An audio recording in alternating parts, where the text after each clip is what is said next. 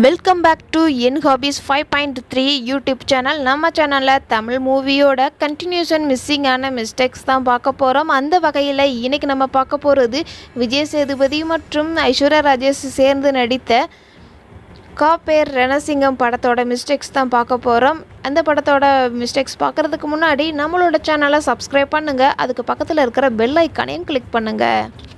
Mistake number 1, Vijay Sethupathi courier ஒன்று அனுப்பியிருப்பார். அதை அவள் தங்கச்சி பிரிக்கிற மாதிரி காமிச்சிருப்பாங்க. அந்த சீனில் ஐஸ்வர்யா ராஜேஷ் பின்னாடி 2 ஃபோட்டோ இருக்கும். ஒன்று விஜய் சேதுபதியோட சின்ன வயசு ஃபோட்டோவும் ஐஸ்வர்யா ராஜேஷ் அவங்க குழந்தை வச்சுருக்கிற மாதிரி ஒரு ஃபோட்டோவும் இருக்கும். ஆனால் படம் நகர விஜய் சேதுபதி ரீசெண்டாக எடுத்த ஃபோட்டோ தான் கடைசி வரைக்கும் காமிச்சிருப்பாங்க. அப்போ ஐஸ்வர்யா ராஜேஷ் ஃபோட்டோவும் விஜய் சேதுபதியோட சின்ன வயசு ஃபோட்டோவும் எங்கே போச்சு? மிஸ்டேக் நம்பர் 2, அடுத்த சீனில் ஐஸ்வர்யா ராஜேஷ் உட்காந்துக்கிட்டு தூங்குற மாதிரி காமிச்சிருப்பாங்க. அப்போ அவங்க மாமா என்னவா பண்ணுற அப்படின்னு கேட்பாரு. அதுக்கு மழை வந்ததுனால நான் தூங்கிட்டேன் அப்படின்னு சொல்லுவாங்க. அதுக்கு அந்த மாமா எங்கே மழை வந்துச்சு, தூத்தல் தானே வந்துச்சு அப்படின்னு சொல்லுவார். ஆனால் பேக்ரவுண்டில் மழை வந்த மாதிரி இருக்காது, நல்ல வெயில் அடிச்சிருக்கும். மிஸ்டேக் நம்பர் 3, நீரோட்டம் பார்க்குறதுக்காண்டி விஜய் சேதுபதிக்காக ஐஸ்வர்யா ராஜேஷ் மற்றும் அவரது குடும்பமும் வெயிட் பண்ணிக்கிட்டு இருப்பாங்க. ஐஸ்வர்யா ராஜேஷோட அம்மாவை பார்த்தா ஐஸ்வர்யா ராஜேஷுக்கு அம்மாவா அக்காவானே டவுட்டாக இருக்கும். அப்படி டவுட் இருந்தாலும் அடுத்த சீனில் இந்த 4 பேருமே ஒன்றா நின்று பேசுவாங்க. ஆனால் இவங்க அம்மா மட்டும் தனியாக இருப்பாங்க. ஒருவேளை கொரோனானால சோஷியல் டிஸ்டன்ஸ் கீப் பண்ணிட்டு நிற்கிறாங்களோ?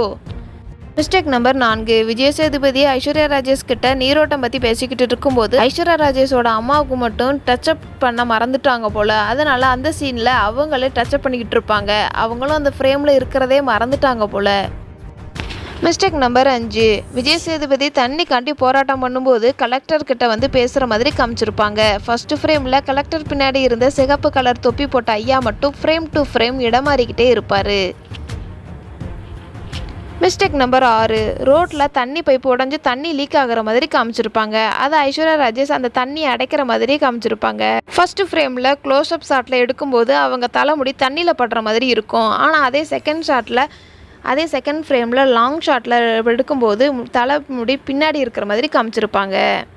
மிஸ்டேக் நம்பர் 7, ஐஸ்வர்யா ராஜேஷ் டேமில் இருந்து போராட்டம் பண்ணுற மாதிரி காமிச்சிருப்பாங்க. ஃபஸ்ட்டு ஃப்ரேமில் பேக்ரவுண்டில் எல்லோரும் இருக்கிற மாதிரியும் அதே சீனில் லாங் ஷாட்டாக எடுக்கும்போது யாருமே இருக்காத மாதிரியும் காமிச்சிருப்பாங்க.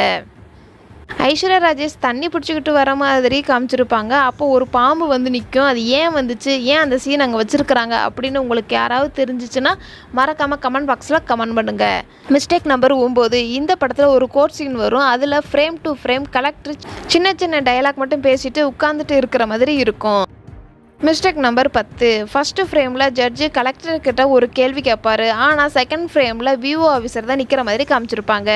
அதே சீனில் ஃப்ரண்ட் சைட்லேருந்து எடுக்கும்போது ஒரு வெஹிக்கிள் நிற்கிற மாதிரியும் லாங் ஷாட்டாக பேக் சைட்லேருந்து எடுக்கும்போது 2 வெஹிக்கிள் நிற்கிற மாதிரியும் காமிச்சிருப்பாங்க. இந்த மாதிரி வேறு எந்த படத்தோட மிஸ்டேக்ஸ் உங்களுக்கு வேணும் அப்படிங்கிறத மறக்காமல் கமெண்ட் பாக்ஸில் கமெண்ட் பண்ணுங்கள். இந்த வீடியோ உங்களுக்கு பிடிச்சிருந்துச்சுன்னா லைக் மற்றும் ஷேர் பண்ணுங்கள்.